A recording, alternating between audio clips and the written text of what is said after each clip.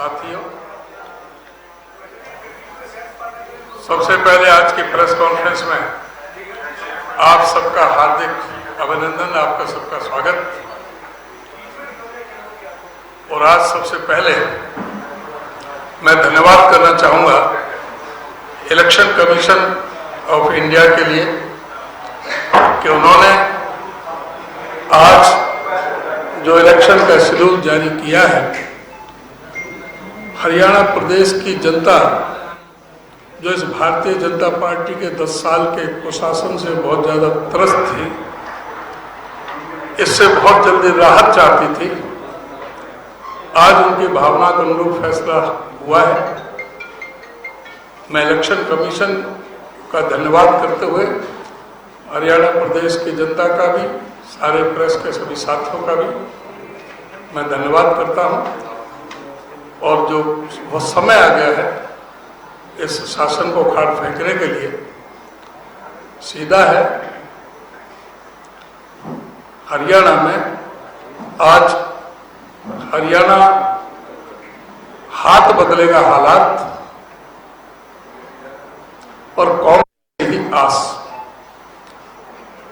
पूरी तरह से जो हमारा अभियान चल रहा है, हरियाणा मांगे साहब अभियान, और उससे पहले आदरणीय हुड्डा साहब के और मेरे, हमने सभी 22 जिलों में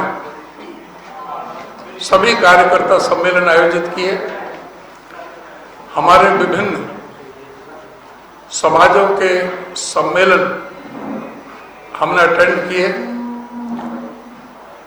और हमारे वरिष्ठ सांसद श्री दीपेंद्र हुड्डा जी ने जो हमारे हरियाणा मांगे साहब अभियान को गति प्रदान करने के लिए जो हमने 11 जुलाई को लॉन्च किया था प्रोग्राम, 15 से उन्होंने करनाल से शुरुआत की थी और परसों तक 32 विधानसभा को कवर कर चुके थे।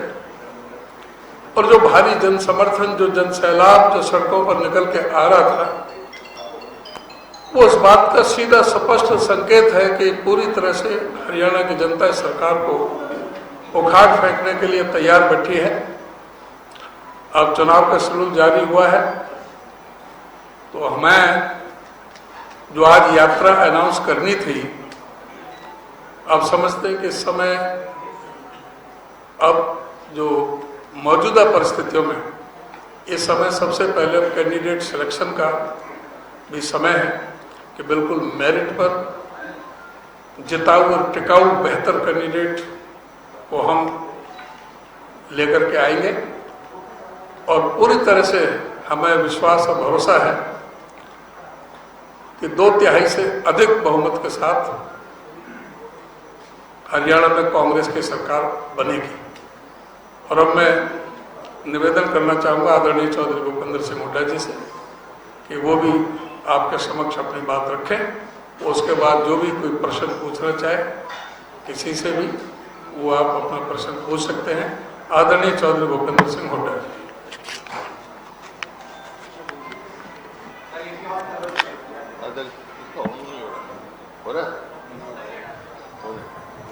हो गया अध्यक्ष जी,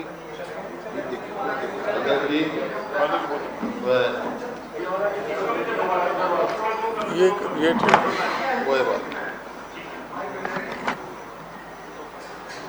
हमारे हरियाणा प्रदेश कांग्रेस कमेटी के अध्यक्ष जी चौधरी जमान जी, हमारे कार्यकारी अध्यक्ष भारद्वाज जी, उपस्थित सभी पत्रकार साथियों, अध्यक्ष जी ने सारी कार्यक्रम बताया आपको। मैं तो एक लाइन में ही कार्यक्रम का क्रक्स देता हूँ। मैं तो तारीख आज अनाउंस करी है, अक्टूबर 4, बीजेपी हरियाणा से बाहर।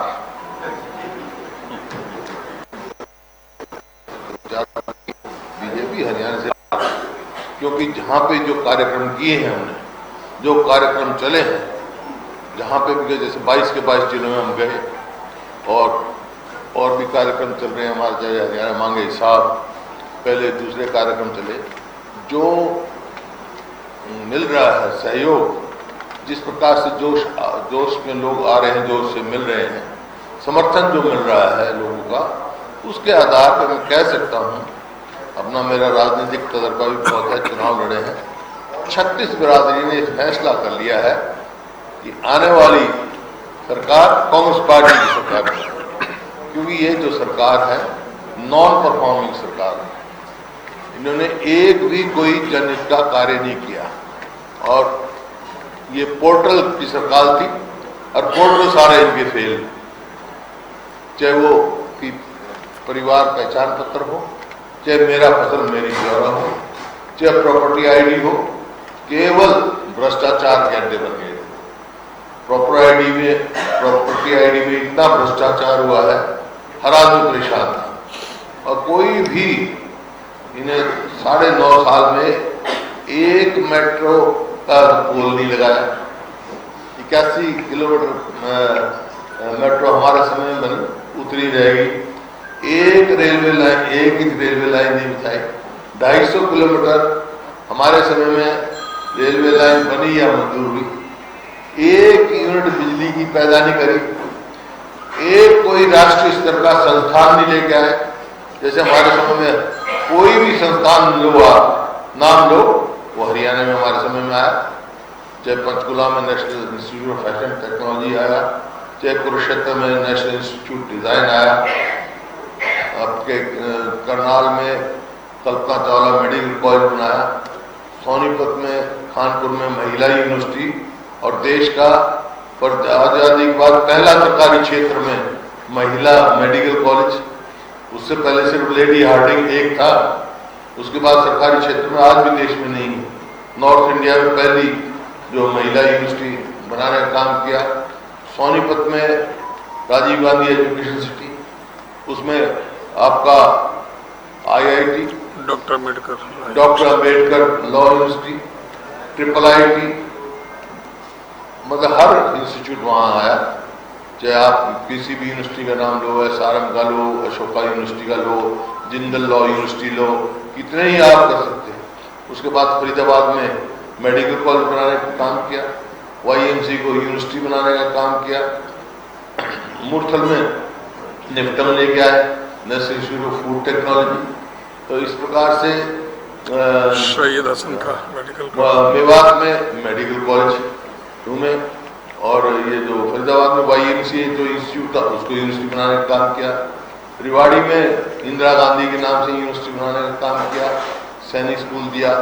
जज्जर में AIIMS national cancer institute, Rohtak में IIM और आपका विजुअल आर्ट्स यूनिवर्सिटी अपनी किस्म की एक है पूरे देश में, विजुअल आर्ट्स यूनिवर्सिटी। महेंद्रगढ़ में मेरे को हंसी आती इस बात की, महेंद्रगढ़ में अमित शाह जी आए थे, हमारे गृह मंत्री जी आए थे। वहाँ मुख्यमंत्री जी कह रहे थे कि भाई 10 साल में तो कुछ हुआ ही नहीं, और ये नहीं उन्होंने बताया जिस जहाँ उनका जलसा हो रहा था वो सेंट्रल यूनिवर्सिटी की जमीन में हो रहा था। वो सेंट्रल यूनिवर्सिटी किसके टाइम में आई? महेंद्रगढ़ में सेंट्रल यूनिवर्सिटी आई। भिवानी में चौधरी बंसीलाल के नाम से यूनिवर्सिटी बनाई, मेडिकल कॉलेज बनाया। और गुड़गांव में देश की पहली डिफेंस यूनिवर्सिटी की नींव का पत्थर प्रधानमंत्री जी ने रखा। इसी प्रकार से आपका सिरसा में एक यूनिवर्सिटी थी चौधरी देवीलाल के नाम से, उसको राष्ट्रीय स्तर बनाने का काम किया। 4 कमर यूनिवर्सिटी बना रखी थी। हिसार में लाल लाजपत राय के नाम से एनिमल साइंसेज की यूनिवर्सिटी बनाने का काम किया। आपका जींद में रणबीर सिंह जी के नाम से यूनिवर्सिटी बनाने का काम किया। इस प्रकार से आप पूरे हरियाणा में घूम जाओ, कोई भी आप इंस्टीट्यूट का नाम लो, चाहे वो आप होटल मैनेजमेंट का लगा लो, चाहे फुट उसका लगा लो, जो फुटवेयर वो उसका वो है इंस्टीट्यूट है, किसी का भी लगा, कॉर्पोरेट मैनेजमेंट का लगा लो, मानेसर में डॉक्टर मनमोहन सिंह ने किया। कोई भी इंस्टीट्यूट आप लो, आप राष्ट्रीय स्तर का वो हमारे सामने। और ये एक इंस्टीट्यूट का नाम बता रहे, बिजली के कारखाने 4 हमने बिजली के थर्मल प्लांट लगाए, एक न्यूक्लियर पावर प्लांट लेके आए, कैपेसिटी बढ़ाई, सरप्लस बिजली छोड़ के गए थे। आज डिमांड पूरी होती है, 1 यूनिट बिजली नहीं बनाई। अब तो कहते हैं 24 घंटे बिजली काम दे रहे हैं, 12-12 घंटे बिजली नहीं आती। कोई हमने स्कूल बंद कर दिए। जो हमारी गरीब आदमियों के लिए स्कीमें थी 100 गज के प्लॉट की, 4 लाख प्लॉट हम दे चुके थे। 3 लाख आइडेंटिफाई हो गए थे, वो आते ही इन्होंने वो बंद कर दिया। तो एवरी सेक्शन ऑफ सोसाइटी, किसान को इन्होंने वायदा किया कि 2022 में हम किसान की आमदनी दुगनी कर देंगे। आमदनी तो दुगनी नहीं कर पाए, लेकिन लागत कई गुना बढ़ा दी। आप देखो 2014 में डीजल का क्या भाव था, आज क्या भाव है, खाद का क्या भाव था, आज क्या भाव है, कीटनाशक दवाई का क्या भाव था, आज क्या भाव है। सब पे जीएसटी लगा दिया। हमारे टाइम में ना खाद पे टैक्स था कोई, ना कीटनाशक दवाई पे टैक्स था, और डीजल पे वैट केवल 9% था। इन्होंने डीजल पे वैट भी बढ़ा दिया, वैसे भी राष्ट्रीय स्तर पे बढ़ा दिया, हरियाणा ने भी वैट बढ़ा दिया। कोई किसान को राहत देने का काम नहीं किया। और ये कहते हैं एमएसपी किसी को मिलती नहीं, एमएसपी का कोई नहीं, ये आपके सामने है बातें। तो मैं कह रहा हूँ हर वर्ग, चाहे वो आपका किसान है, मजदूर है, कर्मचारी है, व्यापारी है, शहरी है, ग्रामीण है, हर वर्ग इनसे विमुख हो चुका है। इस वास्ते छत्तीसगढ़ आज ये फैसला कर चुकी है कि कौन सी सरकार बनाएगी। और कोई सवाल होता आप सब तैयार थे? चुनाव की जो घोषणा हुई है, ये आप तैयार थे कि कभी भी हो सकती है घोषणा, या कुछ समय से पहले आपको लग रहा है कि जी?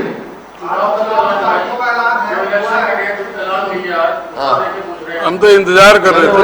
वो तो अध्यक्ष जी ने कहा है ना, हम तो धन्यवाद करते हैं। हम तो इंतजार कर रहे थे, क्योंकि लोग चाहते हैं एक दिन भी सरकार को देखना चाहते हैं, जितनी जल्दी सरकार से छुटकारा मिले, पीपल आर हैप्पी। हम तो जनता की आवाज थी कि जल्दी छुटकारा मिले।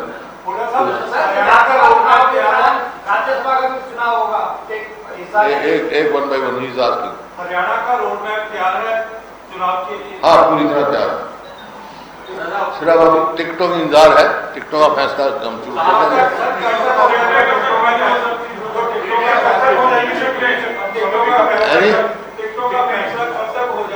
जल्दी होगा, आवेदन आ चुके हैं सबके, 90 सीट है, कोई 2500 से ज्यादा आवेदन आए हैं, और अब स्क्रीनिंग कमेटी की मीटिंगें होंगी और वो फैसला कर देंगे।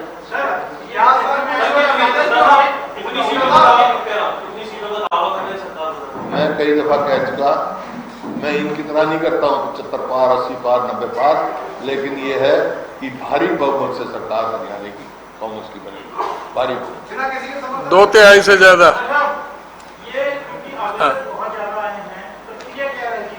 ये आवेदन ज्यादा है, यही तो एक संकेत है कि कांग्रेस आ रही है, भाजपा जा रही है।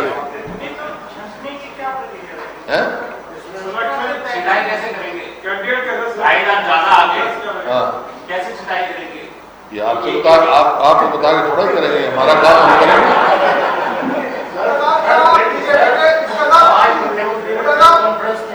है जी? मुख्यमंत्री ने प्रेस कॉन्फ्रेंस किया और उन्होंने कई सवाल पूछे, दर्जन सवाल पूछे हैं कि भाई सवाल पूछे कि आपके टाइम में जो है वे तमाम क्लियर रहे।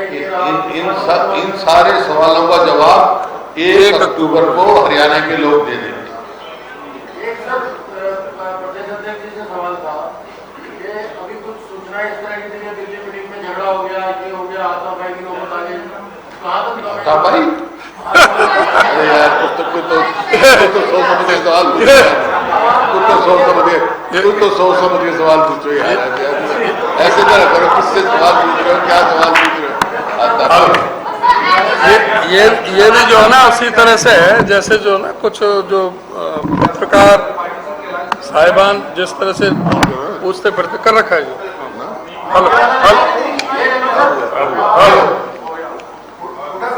वहां पर सारे पीसीसी प्रेसिडेंट सारे देश के थे, सारे वहां पर जनरल सेक्रेटरी इंचार्जेस थे, और जो इंचार्जेस थे स्टेटों के, सबने अपनी बात रखी और उसके बारे में जो भी थी हमारे केसी वेणुगोपाल जी, जयराम रमेश जी ने वो बीच में बता दी। ये कहाँ से चंडू खाने की खबरें लेकर के आते हैं, कौन कौन ऐसे जो मर्जी जिसका वही ऐसी खबर निकाल दे जो अपनी इम्पोर्टेंस जताने के लिए, जिसका कोई भी कहीं सिर पैर नहीं होता, बल्कि कुछ लोग तो इसी में लगे रहते हैं और कोई दूसरी तरफ ध्यान नहीं।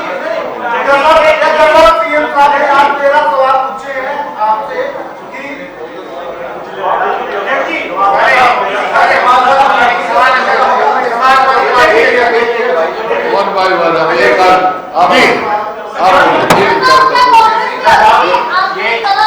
वो बोल रहे हैं समाजवादी पार्टी जो के नेताओं का कहना है कि वैसे 5 सीटें मांग रहे हैं सर।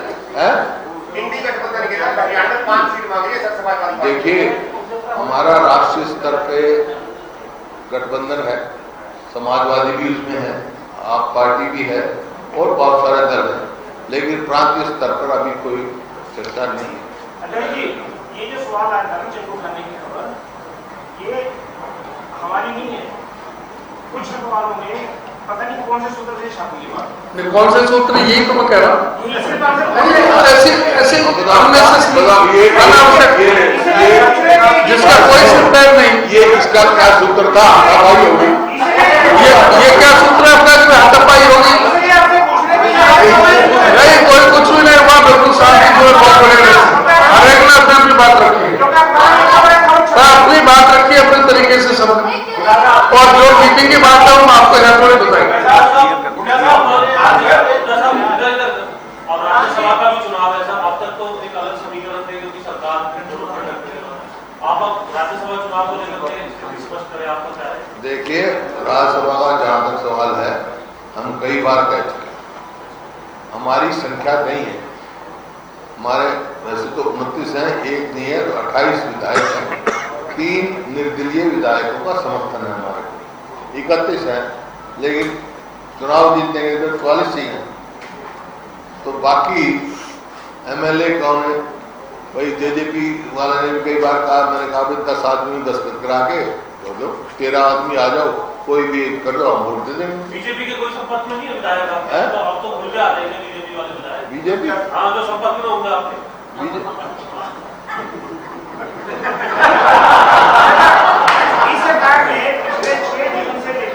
तो वो भी समय का इंतजार करो, अभी समय का इंतजार करो। आपको अच्छी तरह पता है, समय से पहले में कोई जवाब देता नहीं। 6 जून से जब से लोकसभा चुनाव परिणाम आएंगे, 6 जून से लेकर 16 अगस्त तक इस सरकार ने बहुत सारे घोषणाएं की हैं, लेकिन घोषणा आपको मालूम है, इसमें 1,20,000 कच्चे कर्मचारियों को जॉब सिक्योरिटी देने की बात है, नौकरियां देने की बात है, किसानों को 2,000 रुपये पर एकड़ का बोनस देने की बात है, जो आज 525 करोड़ रुपये का टैक्स। इन सारी घोषणाओं को चुनाव के अंदर से कैसे देखते हैं आप? देखिए, ये चुनावी घोषणाएं हैं, 9.5 साल तक कुछ नहीं किया लोगों को। इन्होंने तो ये कहा था कि चुनाव से पहले हम 50,000 भर्ती कर देंगे, पक्की हो गए क्या? अब ये लोग युवाओं के साथ धोखा देने का काम किया है। कॉन्ट्रेक्चुअल जो ठेकेदारी है, सरकार ठेकेदारी इजराइल तक भेज रहे हैं, ठेकेदारी कभी पक्की हो सकती है क्या? लोगों को धोखा दे रहे हैं, तो ये लोग समझ चुके हैं, इनको अच्छी तरह पहचान चुके। जब मैं कह रहा हूँ, इन सब सवालों का जवाब 1 तारीख को लोग देने के लिए तैयार है। साहब, आज प्रेस कॉन्फ्रेंस और किसी विषय में चुनाव प्रचार, जो चुनाव प्रचार आपका ऐसे चल रहा था, और भी कोई घोषणा कर रहे थे जो आप या उसको चेंज कर दिया? क्या आज इसके लिए पीछे रखी गई थी प्रचार के लिए, प्रचार करके आपने नया बताना था, पद यात्रा वही चलेगी?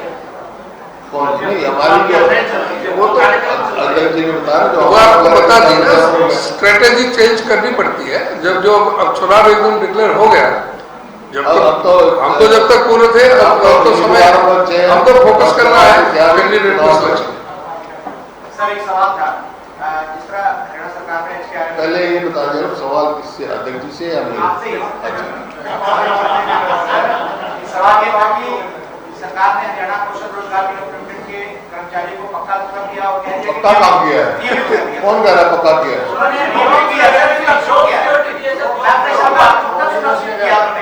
तो आपने कहा था कि हम एचकेआरएम को खत्म करेंगे, तो आज की डेट में उन 1,20,000 को आप क्या कहना चाहते हैं? बिल्कुल खत्म करेंगे हम, और पक्की नौकरी देंगे, चाहे वो अब लगे हुए हैं इनमें, और 1 लाख नौकरी पहले साल में देंगे।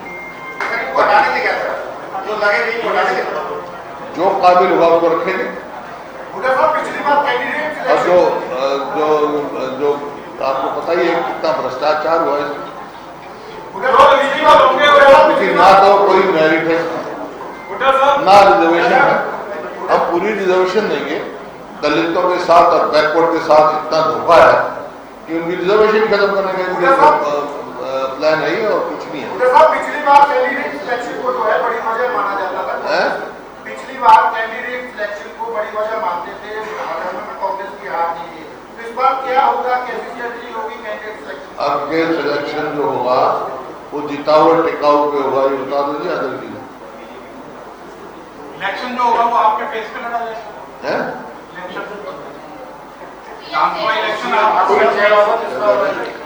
कोई कोटा सिस्टम नहीं होगा, मेरिट पर होगा। और जो कह रहे हैं वो फेस तो पीसीसी और सीएलपी मिलकर के चुनाव लड़ रहे हैं। और उसके बाद में जब चुनाव के बाद जब हमें जन समर्थन जनता का मिलेगा, विधायक हमारे बनेंगे, उसकी मीटिंग होगी बाकायदा। उसमें सेंटर से जो हमारे कांग्रेस हाईकमान से वहां से ऑब्जर्वर आएंगे और मिलकर के कांग्रेस नेतृत्व और सभी जो हमारी प्रक्रिया है कांग्रेस पार्टी की, पूरी तरह से प्रक्रिया का पालन होगा। और उसी तरह से जो मुख्यमंत्री का प्रोसीजर सेट है कांग्रेस पार्टी का। चुनाव के बाद ऑब्जर्वर आते हैं, विधायकों की सलाह लेते हैं और फिर हाईकमान फैसला कर देती है।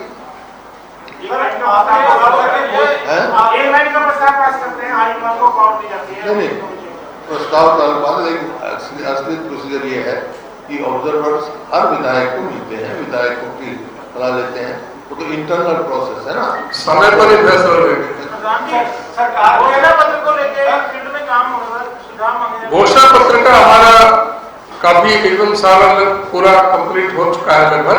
और बिल्कुल जब सारा उसका संकलित करके और डिस्कस करके और उसको फाइनल रूप दें सबके सामने।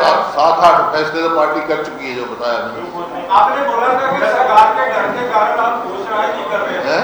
आपने बोला था कि सरकार के डर के कारण, क्योंकि सरकार आपसे आपके इशू करा रही है, आप घोषणा करके सरकार लागू कर रहे हैं।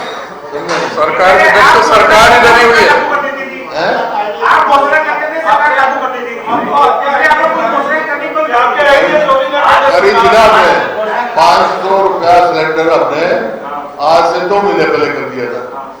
ये अब कर रहे, देना नहीं है, हालांकि कुछ करना नहीं है। इनको पता है जा रहे हैं, करना कुछ नहीं है, झूठी घोषणा करते हैं। आप मैनिफेस्टो जो है घोषणा पत्र 2009 का कांग्रेस का उठा के देखो, 2005 का उठा के देखो, और फिर आप देखो एक भी पॉइंट आप नहीं तय कह सकते जो हमने घोषणा की और वो पूरा ना किया हो। और इनके उठा के देख लो, एक भी पूरा किया हो तो बता देना। आप कहते हैं कि संगठन की कल से घोषणा हो जाएगी, तो घोषणा होकर के चुनाव लड़ेंगे या ऐसे ही लड़ेंगे? अब चुनाव का देखो, लंडन देखो, उसके बाद में संगठन की बात करें।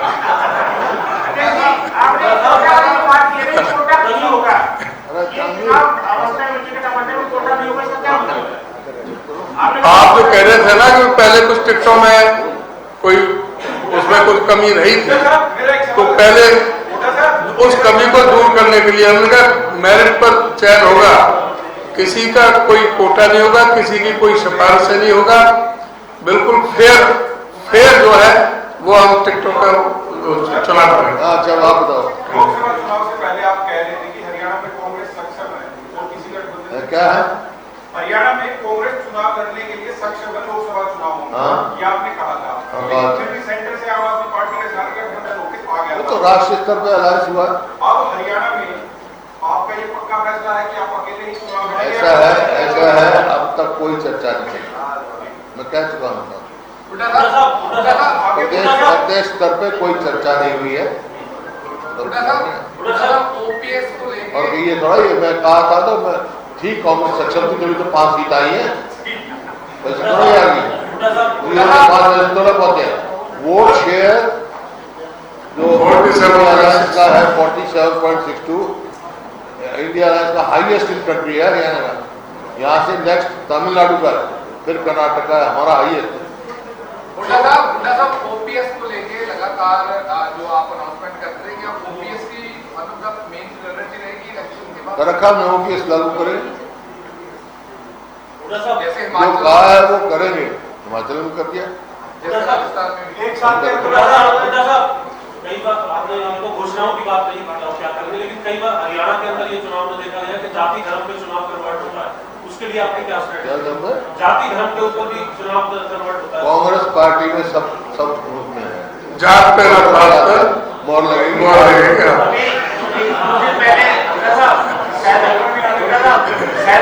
सैदा जी का बयान आया था कि एक जुटा से चुनाव लड़े सभी कांग्रेस, तो आपको लगता है कि ठीक ठाक है कि कोई विवादित तो नहीं? कोई विवाद नहीं, कांग्रेस जुट है।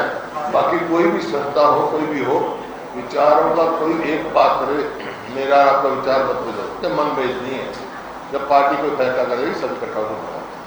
तो ये घोषणाएं अभी नहीं है सर, मुख्यमंत्री ने जो पिछले दिनों घोषणाएं की, कई सारी की, सरपंचों को लेकर की और भी कई सारी, तो ये आप रखोगे या कमिश्नरेशन करोगे? कौन सी घोषणाएं जो की